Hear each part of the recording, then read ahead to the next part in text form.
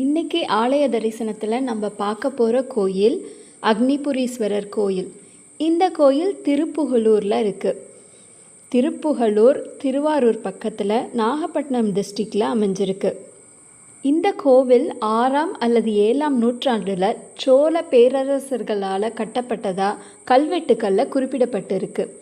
லைஃப்பில் ஒரு திருப்பம் வேணும்னு நினைக்கிறவங்க, முன்பிறவி பாவங்கள் போக வீடு கட்ட நினைக்கிறவங்க கண்டிப்பாக இந்த கோயிலுக்கு போய் தரிசனம் பண்ணி பூஜை பண்ணிட்டு வந்தால் நினச்ச காரியம் நிறைவேறும். இந்த கோவில் பழமை மாறாமல் சுற்றியும் அகழி அமைச்சு ரொம்ப சிறப்பாக பார்க்குறதுக்கே ரம்யமான ஒரு இடத்துல அமைஞ்சிருக்கு. பொதுவாக கோட்டைகளை சுற்றி தான் அகழி அமைப்பாங்க, எதிரிகள் வராமல் இருக்கணுன்றதுக்காக. ஆனால் இந்த கோவிலை சுற்றி அகழி அமைச்சு கட்டியிருக்காங்க. பின்காலத்தில் உள்ளே போயிட்டு வர்றதுக்கு வசதியாக இருக்கணும்னு சொல்லி ஒரு பக்கம் அகழியை மூடி வாசல் அமைச்சு இப்போ அந்த மாதிரி தான் இருக்குது. 3 பக்கமும் தண்ணி, ஒரு பக்கத்தில் மட்டும் வாசல் நம்ம போயிட்டு வர்ற மாதிரி அமைஞ்சிருக்கு. இங்கே இருக்க சிவபெருமான் சுயம்பு மூர்த்தியாக தோன்றினவர். பெயர் அக்னீஸ்வரர். இறைவி கருந்தார்குழலி. காவிரி கரையில் அமைஞ்சிருக்க பல சிவாலயங்கள் மாதிரி இந்த கோயிலும் காவிரி கரையில் தான் அமைஞ்சிருக்கு. அப்பர், திருஞான சம்பந்தர், சுந்தரர், திருநீலக நாயனார், முருக நாயனார், சிறு தொண்டர்னு பல நாயன்மார்கள் இந்த கோயிலை பாடியிருக்காங்க.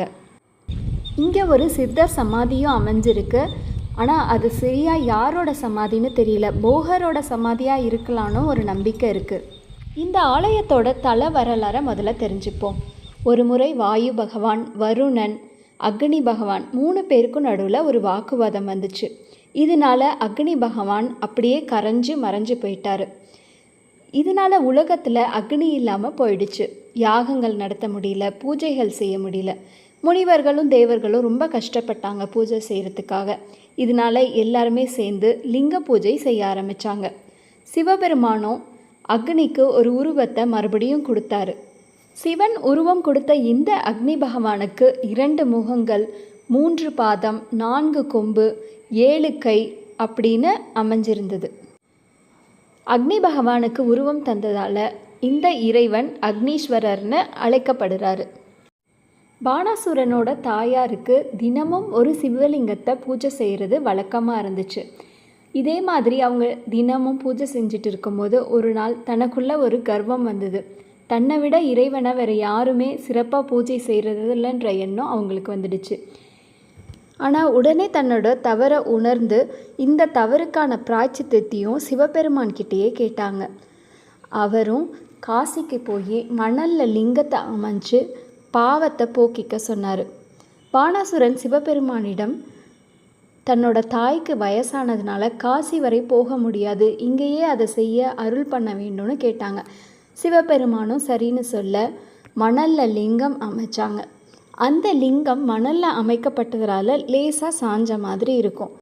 இந்த கோயிலோட சிறப்புகளை தெரிஞ்சுக்கலாம். இந்த கோவிலில் முக்காலமும் அடங்கி இருக்கிறதா ஒரு நம்பிக்கை இருக்குது. கடந்த காலம், நிகழ்காலம், எதிர்காலம்னு 3 காலத்துக்கான தோஷங்களுக்கான நிவர்த்தி இங்கே கிடைக்கும்னு சொல்கிறாங்க. நலச்சக்கரவர்த்தி இங்கே இருக்கிற கோவில் குளத்தில் குளித்து சனி தோஷம் நீங்க பெற்றதால் இங்கே இருக்க சனி பகவான் அனுக்கிரக மூர்த்தியாகவும் சொல்லப்படுது. சுந்தரமூர்த்தி நாயனார் சிவனடியார்களுக்கு பல சேவைகளை செஞ்சுட்டு இருந்தார். இதனால் அவருக்கு கொஞ்சம் பண தேவையும் இருந்துச்சு. திருப்புகலூர் சிவபெருமானை பாடி படிக்காசு வாங்கிட்டு வரலான்னு இந்த கோவிலுக்கும் வந்தார். இரவு நேரம் ஆயிட்டதுனால கோயிலையே படுத்து உறங்கினாங்க.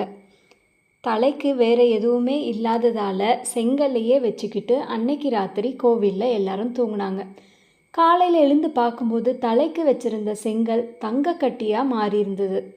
சிவனடியார்களுக்கு சேவை செய்கிறதுக்காக பொருள் ஈட்டலான வந்த சுந்தரமூர்த்தி நாயனாருக்கு செங்கல்லையே தங்க கட்டியாக மாற்றி இறைவன் கொடுத்துருக்காரு.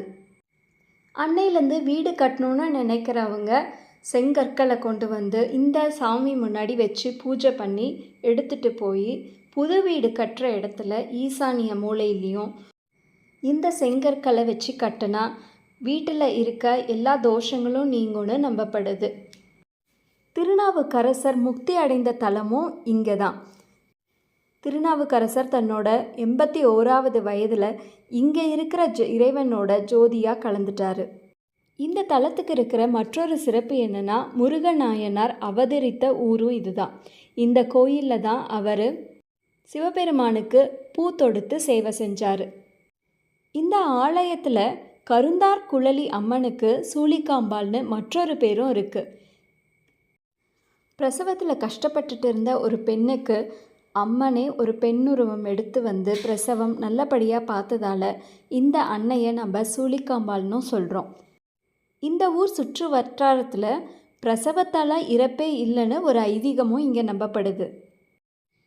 எந்த தடையும் இல்லாமல் வீடு கட்டணும்னு நினைக்கிறவங்க, கல்யாண தடைகள் நீங்கிறதுக்கு, குழந்தை பேறு பெற, சுகப்பிரசவமாக இந்த ஆலயத்துக்கு கண்டிப்பாக போய் சிவபெருமானை ஒரு முறையாவது தரிசனம் பண்ணிட்டு வரணும்.